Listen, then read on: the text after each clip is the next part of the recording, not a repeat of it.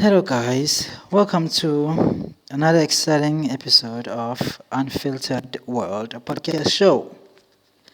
So, today I'm going to talk about a bit, just a tiny bit of tourism because I feel like in a near future, I'm going to introduce a new show with a new slot, maybe around the time frames of the weekend from like the weekend, okay, during those times. So even though I haven't yet, uh, I'm not actually going to be introducing the show anytime soon, but I'm working on finding the perfect slot for it, okay? The show that's going to be based on tourism, so that other people who are listening to the show, to other people who are fans of the Unfiltered World podcast show, can find better ways of traveling. Safety is our primary concern, and therefore we prioritize each and everyone who is willing to come by and visit. As you all know that we have plenty of room when it comes to South Africa. We have beautiful gorges, we have beautiful farms, we have a beautiful landscape and a beautiful weather. Therefore, how can you not visit South Africa? Now, I'm wondering, you've been sitting in the cold for quite some time because, like, in other countries, especially in Europe, they have only two seasons: the winter seasons and the summer seasons. Of which the summer seasons they tend to be 6 months, and then the winter seasons they tend to be another 6 months. So in South Africa, we have more than two seasons when it comes to beautiful weather, beautiful season, and beautiful coasts right there on the horizons. If you know Cape Town, you definitely should visit South Africa. If you know Durban, you should visit South Africa. So not only Durban, we have Mpumalanga, where we have a lot of game reserves and a lot of beautiful gorges, okay? And we have, we have Johannesburg. If you have never been into Johannesburg, please just go on Google and search Johannesburg and search the tourism areas of Johannesburg. You'll be surprised that South Africa has a lot of beautiful places to offer. So we, as a podcast, want to offer those kind of experiences. We're going to do research for you. We're going to do recommendations for you. And we're going to take you through each and every step of the way when it comes to South Africa. Because if it's not South Africa, then what else? Okay? So today, I'm going to be talking about visas, okay? I'm going to be talking about visa, in particular, eVisa. So that's what I'm going to be talking about today. And today's title is South Africa is the only African country eligible for Japan's eVisa in 2026. Okay? You want to know about this new eVisa in the year 2026? And South Africa has been mentioned as the only country in Africa. So I guess that should tell you something about South Africa too.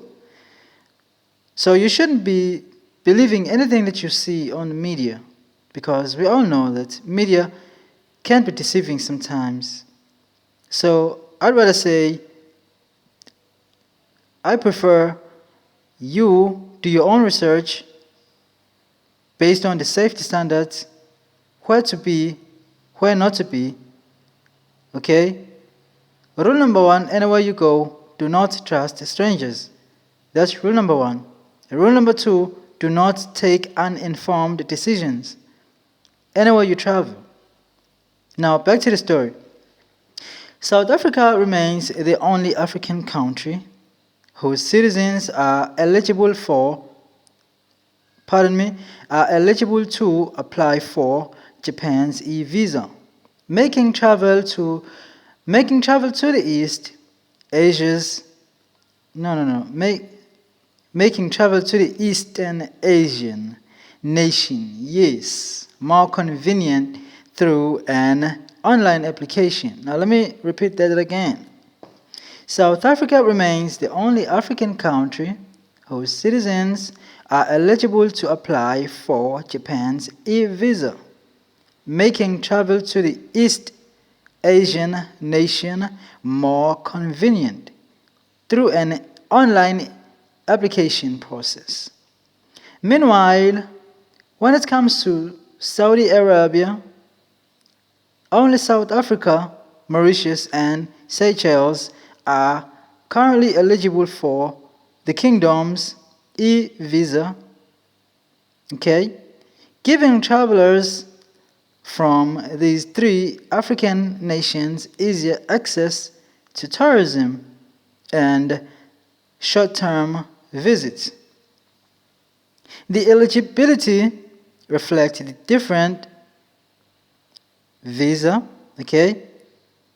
So what are they saying here? They're saying the eligibility reflects the different visa agreements each country has negotiated with most African passport holders. Okay? No. It's passport holders still required to apply for, yes, for traditional visas. Therefore, no, why am I messing this thing up? The eligibility reflects the difference between visa agreements each country has negotiated with most African passport holders, still required to apply for traditional visas before traveling to either destination. Okay? Passport holders are still required to apply for traditional visas before traveling to either destination. Why am I highlighting that? Because I don't want any confusion, okay? I don't want any confusion when it comes to these kind of things, because it's very sad for you to be turned back at the airport at the time your flight is departing from where it was to the destination, and then you are being left behind because you didn't meet the requirements. So it's very important for me to highlight this point.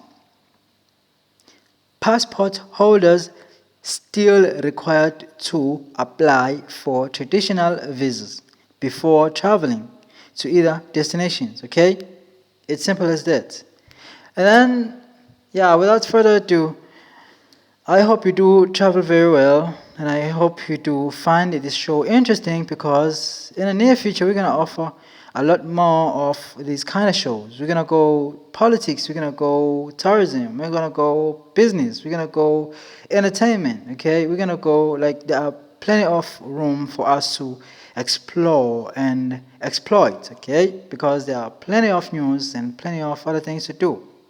So don't let any opportunity slip away from your hands, because YOLO, that's a South African term for you only live once. So I really want to see you there. Cape Town, go there, maybe come by Durban. Just travel, man. Travel, you only live once, okay? Forget about your problems, forget about it. Take a look at me. I really wish to be in America. Why America? It's simply because America offers a lot of beautiful stuff. A lot of beautiful stuff that I've been watching on YouTube for quite some time. Okay? A lot of beautiful stuff. It's just that America has a lot of sharks, and I am very afraid of sharks. Okay? The razor-tooth sharks. Okay? I am very afraid of sharks.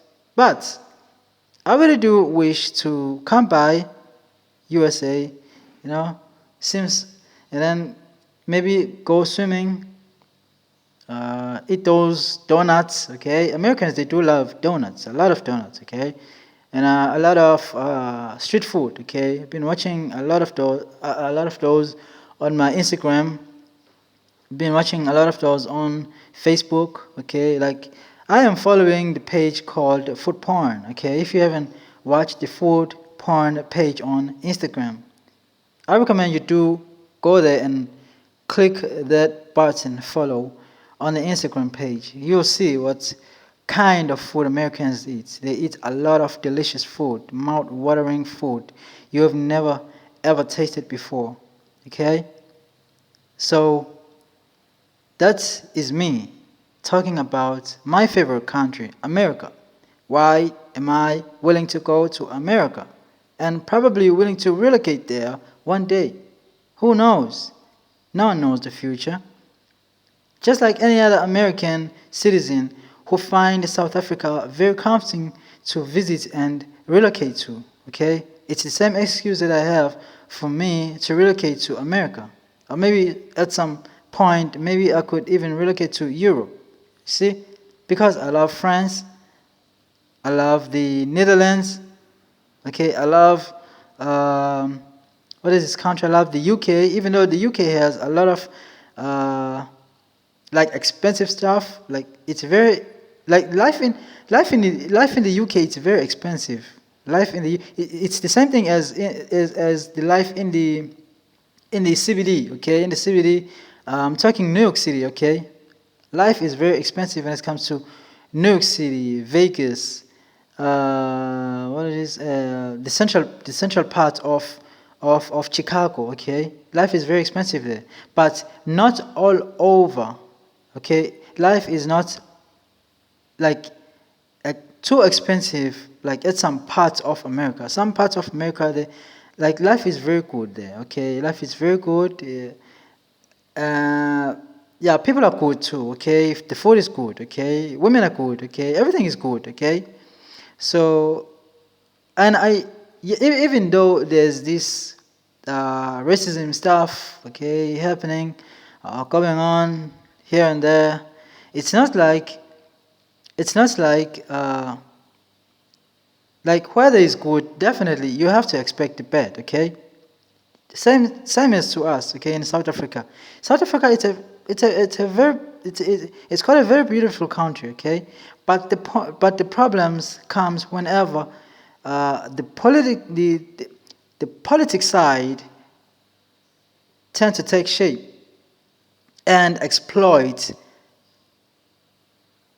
Okay, it exploits the possibilities the country has to offer, therefore manipulating it to its own direction by misleading sometimes, because you all know what the media does.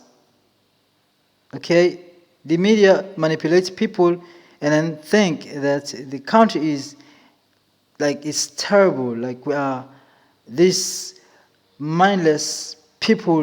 Like I don't know how to explain this thing, like we are these, like the media is painting us bad in a way that they make us seem so bad in a way that we don't have the mind or the capacity to differentiate between the good and the bad. Okay, that's what the media does. why why does the media does that? It's simply because it has political, it's affiliated to politicians. Okay, so politicians, they always shape the media to wherever they want to, or to whatever they want to speculate or want to say. Okay, it depends on where you're from or where you are. Okay, because like for years I've been listening to radio stations and the YouTube all over the world. Like even if I'm checking the safety zones when it comes to traveling and tourism, uh, sometimes they say, or they can say, the Middle East is very bad, and Middle East is so uninhabitable, in a way that there's too much violence and guns and bombs and this and that. Like all these things that create, this illusion of you feeling this sense of, no, I can't go there. Like, no, like I'm gonna die if I go there. Like the bombs are everywhere. Like they're gonna show you everything that you don't want to see. Okay, but let me tell you something. Let me tell you something. Do you know the movie called Rambo 3? Okay? The movie called Rambo 3. I know it was acting, but I saw another side of the Middle East I've never seen before, okay? And during those times that movie came out, the Middle East was seen as this country that's as soon as you go there, like it seems like maybe a straight bullet gonna hit you in the head, or maybe you're gonna be bombed, or maybe you're gonna be slashed by the sledgehammer, or maybe you're gonna be bashed off the head, or like anything like violence. Okay, that's what the media used to paint the picture for us, as for the rest of the world.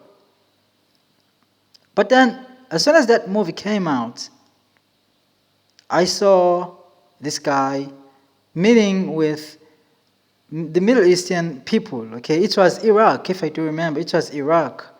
It was no. It was the movie was shot in Afghanistan. Okay, the movie was shot in Afghanistan by Sylvester Stallone. Rambo 3. Okay, that movie was shot, and people they were seem friendly, nice. I'm not saying that the media is lying and stuff about it. No, I'm not saying that. I'm just trying to understand, like, is it that bad to go to Middle East and pay a visit? Like, is it that bad? If it's that bad, my only question is, whose country is far better than any other country? Whose country has no crime, no corruption, no negativity? None.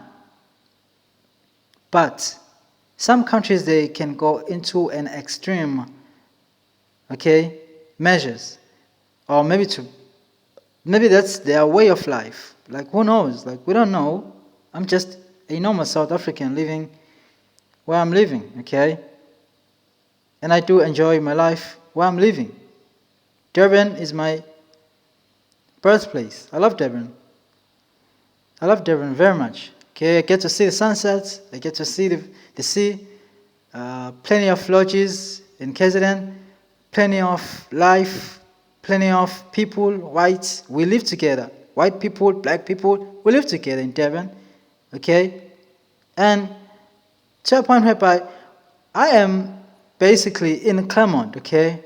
I am basically in Clermont, and Clermont is next to New Germany.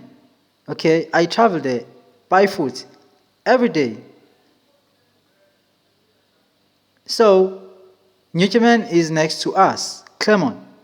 Clermont is next to New Germany, a white man's area. And then New Germany is next to Pinetown, another white man's area. Pinetown is next to what?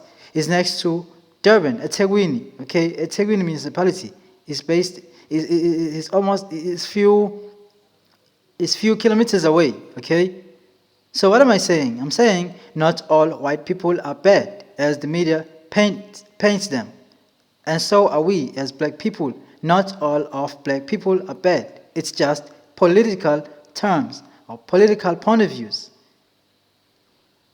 So we shouldn't be letting politicians manipulating us, turning us into monsters. We are not monsters. We are people manipulated by politics. Okay? So please pack your bags, travel to South Africa. I'm done explaining. Okay? So yeah. Have a nice day. See you on the next episode.